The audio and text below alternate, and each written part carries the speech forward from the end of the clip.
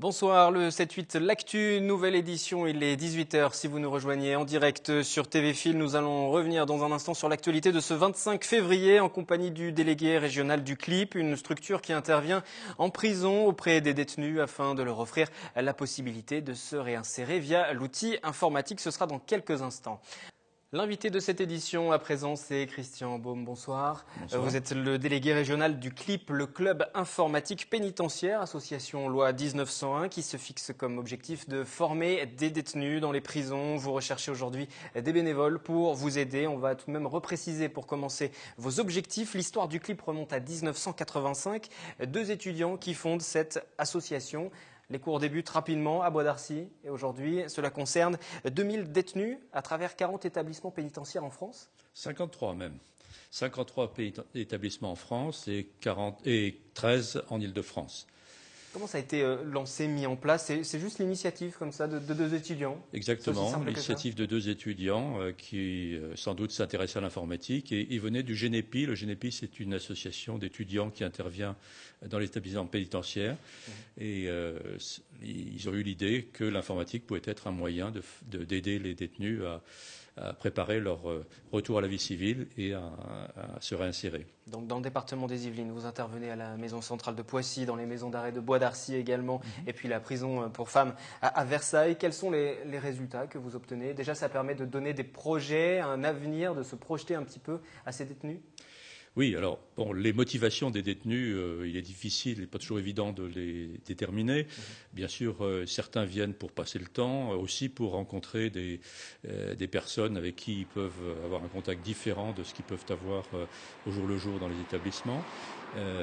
Nous essayons, nous, pour notre part, de leur apporter des compétences et nous les encourageons vivement à aller jusqu'au moment où on peut leur faire passer un diplôme. Alors nous avons une convention avec l'AFPA, l'Association professionnelle de formation des adultes, qui délivre des diplômes, des certificats d'aptitude au traitement de texte, au tableur, niveau 1, niveau 2.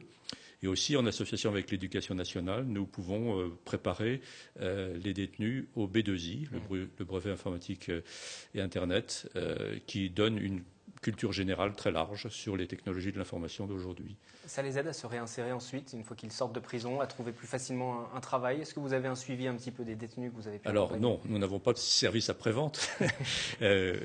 Nous, on a déjà le fait de pouvoir montrer à une personne qui a souvent des décrochage scolaire, qui a quitté l'école prématurément, qu'il est capable d'apprendre, qu'il est capable de se concentrer, de progresser et, nous l'espérons et le plus souvent, d'obtenir un diplôme, c'est déjà très valorisant pour lui.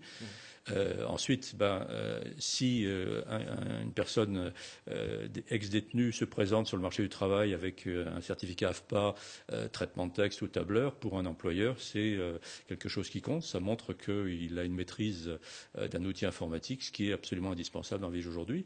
Mais aussi, avec la formation à la navigation sur Internet ou ces choses-là, bien sûr, avec des simulateurs, puisque vous imaginez qu'à l'intérieur des prisons, il n'y a pas de possibilité aujourd'hui d'avoir accès à l'Internet. Mais avec des outils de simulation, on leur apprend à utiliser, à naviguer sur Internet, voir ce qu'il y a comme service disponible sur Internet et comment s'organiser pour prendre ces informations, les stocker dans leur ordinateur et les mettre en forme, éventuellement dans des dossiers ou des rapports. Pourquoi l'informatique? Pourquoi cet outil informatique? Parce que tout passe par l'informatique aujourd'hui? Écoutez, c'est l'histoire du CLIP. Alors, donc, pourquoi l'informatique? Il y a d'autres activités qui sont proposées aux détenus en prison, beaucoup d'activités.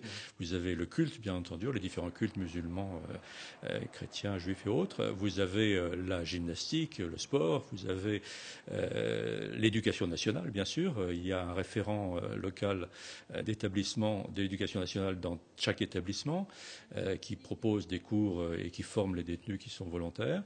Il y a aussi la poterie, le dessin, et toutes ces activités. L'informatique est une activité comme une autre. Ce n'est pas une formation proprement dite, et ce qui nous diffère de l'éducation nationale, puisque l'éducation nationale fait une formation avec des professeurs. Nous apportons des compétences et nous le faisons à l'aide de bénévoles dont les motivations sont souvent de découvrir le milieu pénitentiaire. Et ce que nous demandons aux bénévoles, c'est de maîtriser à minima ces outils informatiques, parce que, bien sûr, quand on les enseigne, il faut pouvoir répondre aux questions. Mais vous les aidez aussi, vous les exactement, formez avant qu'eux n'interviennent. Alors, là, je dis aux bénévoles potentiels qui nous regardent qu'il ne faut pas avoir d'appréhension par rapport à la maîtrise de l'outil informatique. Je dirais maîtriser, même modestement, les outils informatiques, être capable de lancer un programme, de faire un peu de traitement de texte, connaître Word, Excel ou un tableur, OpenOffice ou Calc ou Writer, ça suffit. Ensuite, nous disposons de supports de cours qui permettent à ces formateurs de se former avec les supports de cours, et c'est une chose qui est intéressante, au-delà de l'apport humain que représente le fait d'intervenir face à des détenus. D'abord, la relation qui peut s'établir, évidemment, au cours de 2h30, c'est limité, 2h30 même chaque semaine, ou plusieurs fois 2h30, c'est limité, mais c'était une expérience enrichissante.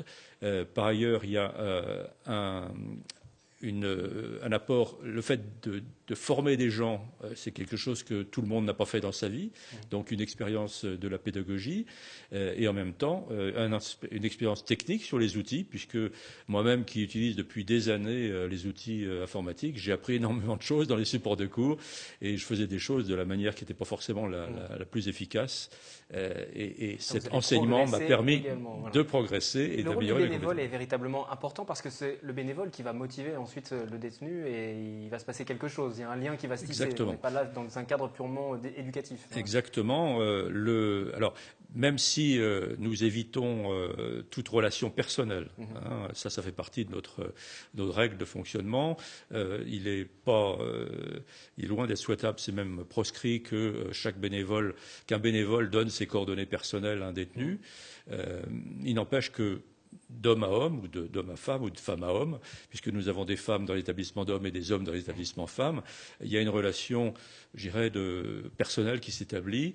Et le fait que, en général, nos bénévoles soient des gens qui ont un bon bagage culturel et une bonne expérience constitue pour notre public quelque chose d'important, parce qu'ils ont contact avec une personne qui peut leur apporter autre chose qu'un apprentissage de l'outil informatique. Et des bénévoles aujourd'hui, vous en manquez, vous en recherchez? Alors oui, aujourd'hui nous en manquons, puisque notre population étant essentiellement formée de retraités, parce que nos interventions sont le plus souvent entre 8h30 le lundi matin et 17h le vendredi soir, ça limite un petit peu les possibilités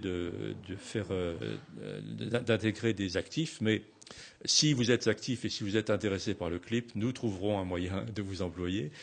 Donc, pour vous donner un ordre de grandeur, en Île-de-France, nous étions 56. Il y avait 56 bénévoles il y a 2 ans. Nous, il y en a plus que 43. Et en face de ça, il y a une demande très, très importante des établissements pénitentiaires. Des détenus qui sont demandeurs pour suivre ces formations. Pas des détenus, mais des directeurs d'établissements.